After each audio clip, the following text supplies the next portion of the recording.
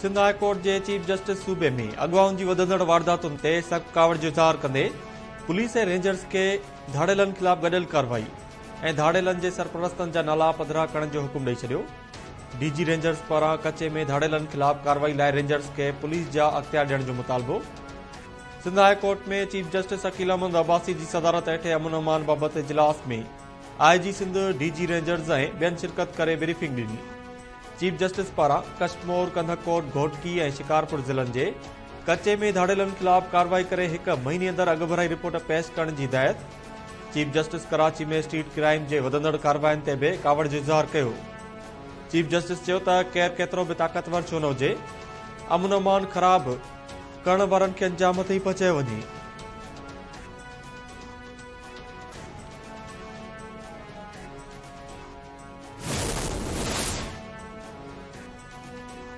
पाकिस्तानी शहरनि खे क़त्ल करण वारी भारती साज़िश बेनकाब थियण ऐं भारतीय दिफ़ा वारी वज़ीर राजनाथ सिंह पारां वधीक पाकिस्तानियुनि खे क़त्ल करण जी रिथाबंदी करण वारे एतिराफ़ जी पाकिस्तान पारां मज़मत।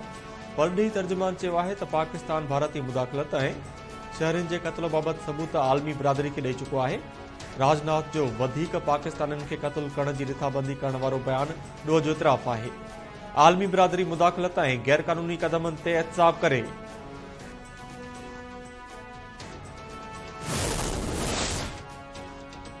भारतीय दिफ़ा वारे वज़ीर जो बयानु साबित करे थो त भारत पाकिस्तान में दहशतगर्दी वारनि कार्रवाइनि में मुलविस आहे। दिफ़ा वारे वज़ीर ख्वाजा आसिफ चयो आहे त भारत खे ख़बर आहे त पाकिस्तान अंदरि कार्रवाई जो कहिड़ो जवाबु मिलंदो। पहिरीं बि भारत पाकिस्तान में दाख़िल थियण जी कोशिश कई त संदसि हिकु जहाज़ तबाह थियो ऐं पायलट गिरफ़्तार थियो। हाणे बि भारत हुकूमत इलेक्शन सबबि अहिड़ा बयान ॾेई रही आहे। पाकिस्तान हिते में अमन चाहे थो पर मुदाख़लत जो भरपूर जवाबु ॾींदो।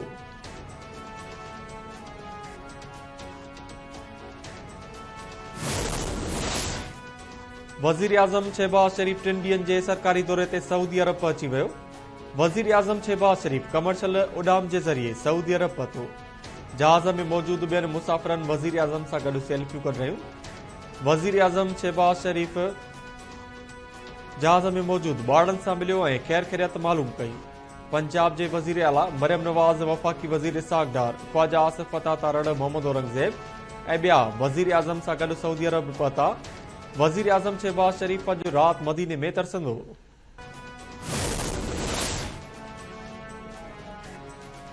पीटीआई बानी ख़िलाफ़ तोशाखाना केस सियासी बुनियादनि ते ठाहे वियो। बुशरा बीबीअ खे ज़हर नाहे ॾिनो वियो त टेस्ट छो न पई कराई वञे। पीटीआई अॻवान बैरिस्टर गोहर चयो आहे त बुशरा बीबीअ जी शौकत खानम मां टेस्ट कराई वञे। इलेक्शन कमीशन आइनी ज़िम्मेवारियुनि में नाकाम वियो आहे। असांजी खटियल उम्मीदवारनि खे वाराए पियो वञे। पिशाम में चीनी इंजीनियर्स ते हमले वारे वाक़े बाद वज़ीर आज़म शहबाज शरीफ़ जो वॾो एक्शन। आरपीओ हज़ारा समेत 15 ऑफिसरनि ख़िलाफ़ कार्रवाई करण जो हुकुम ॾेई छॾियो। Director Dasu hydro power project ऐं डीपीओ अपर ऐं लोअर कोहिस्तान डिस्ट्रिक्ट ख़िलाफ़ बि ज़ाब्ते जी कार्रवाई जी हिदायत। वफ़ाक़ी वज़ीर अता तारड़ चयो आहे त वज़ीर आज़म दासू वाक़े ते इंक्वायरी कमेटी जोड़ी हुई। रिपोर्ट जी रोशनी में कुझु ऑफिसरनि ख़िलाफ़ कार्रवाई जो हुकुम ॾिनो आहे।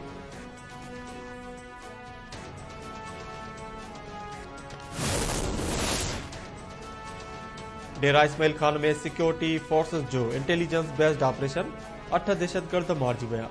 आईएसपीआर मुजिब मारिजी वियल दहशतगर्द शहरनि जी टारगेट किलिंग में मुलविस हुया। मारिजी वियल दहशतगर्दनि जे कब्ज़े मां हथियार ऐं बारूदी मवाद बि हथ कयो वियो आहे।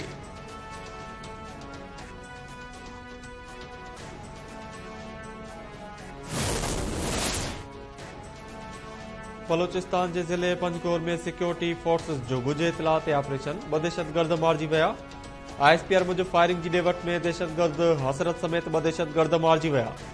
मारिजी वियल दहशतगर्दनि वटां हथियार ऐं धमाकेदार मवाद थे। मारिजी वियल दहशतगर्द सिक्योरिटी फोर्सेस ऐं शहरनि ख़िलाफ़ कार्रवाइनि में मुलविस हुआ।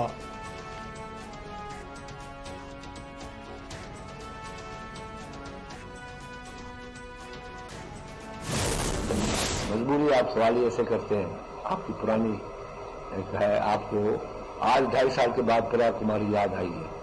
मुझे समझ में नहीं आता है कि ये क्यों। प्रिया कुमारी के पास हम लोग भी गए थे, इतनी इन्वेस्टिगेशन हुई है, हद से ज्यादा। अब सिर्फ प्रिया कुमारी नहीं है, वो हमारी भी बच्ची है। दूसरों की बच्चियां जो होती हैं गायब, वो भी हमारी बच्चियां हैं। प्रिया कुमारी के अलावा भी बहुत से कुछ ऐसे वाकयात हुए हैं, उन पे भी आपको बोलना चाहिए। हम सब पे बोलते हैं, और ये जानबूझ के जो आप हाइप क्रिएट करते हैं, मुझे समझ में। प्रिया कुमारी बाबत सवाल ते खुर्शी शाह कावड़जी पियो। KTN न्यूज़ जे सवाल ते खुर्शी शाह चयो त प्रिया कुमारी खां सवाइ ॿिया मामला बि खोड़ आहिनि, उन्हनि ते छो न पियो ॻाल्हाए वञे। सिंध मां केतिरा ई ॿार अॻुवा आहिनि, रुगो प्रिया वारे मामले खे निमाया कयो पियो वञे। मामले बाबति घणियूं ॻाल्हियूं आहिनि जेके हिते नथो ॿुधाए सघां।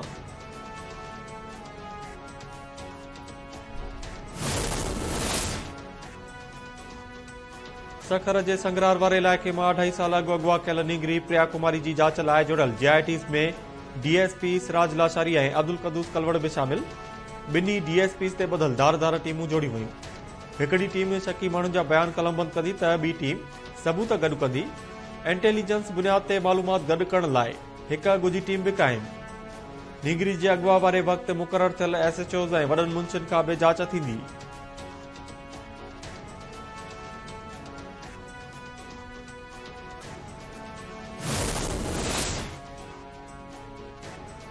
सिंध में अगवा जी वारदातुनि ते ज़ाब्तो न आयो। मुख़्तलिफ़ इलाइक़नि मां वधीक 3 ॼणा अगवा। लखी गुलाम शाह वेझो कचे वारे इलाइक़े मां शागिर्द समेत 2 ॼणा अगवा थी विया। पुलिस शागिर्द आमिर अली महर ऐं ॻोठाणे फरीद महर जे अगवा थियण जी तस्दीक करे छॾी। सनवासी 14 वरियनि जो नीगर हसनैन जामचोरे मां गुम। वारसनि पारां अगवा जो शक ज़ाहिर।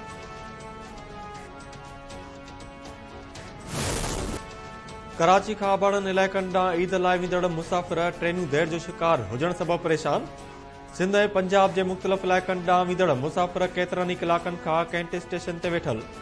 मुसाफ़िरनि जो चवणु आहे त केतिरा ई कलाक थी विया आहिनि पर ट्रेनूं न आहिनि आयूं। रेलवे इंतिज़ामिया जी नाअहली सबबि ख़्वार थी रहिया आहिनि।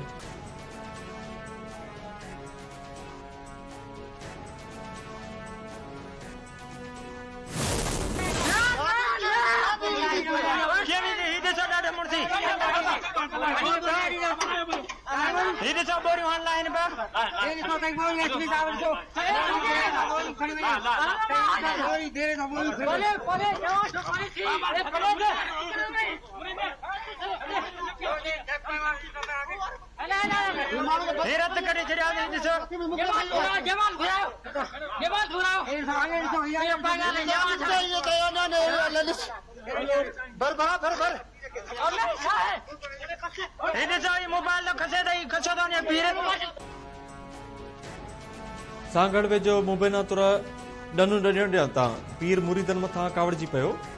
फायरिंग में ॻोठाणो ज़ख़्मी। फायरिंग जी वीडियो वायरल। ॻोठ उस्मान भेण में डन में कणक न ॾियण तां पीर अहमद अली शाह मुरीद आरादीन ऐं अली मुराद आरादीन मथां फायरिंग कई।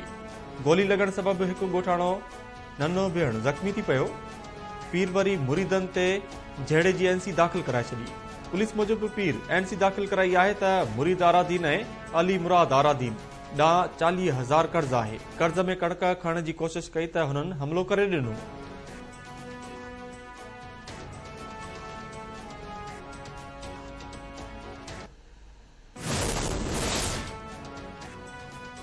उमरकोट टटो झंपी थाणो ब्लाकान खिपरे समेत भर पासे वारनि इलाइक़नि में किथे तेज़ त किथे हल्की बरसात। मौसम खुशगवार थी वई।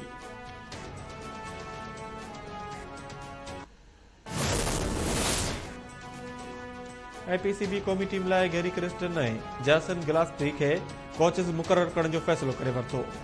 असिस्टेंट कोच लाइ इश्तिहार जारी। PCB ज़रनि मूजिबि व्हाइट बॉल लाइ गैरी क्रिस्टन ऐं रेड बॉल लाइ जैसन गिलास्पी जा नाला हेड कोच तरह फाइनल कया विया आहिनि। असिस्टेंट कोच लाइ 20 अप्रैल ताईं दरख़्वास्त तलब।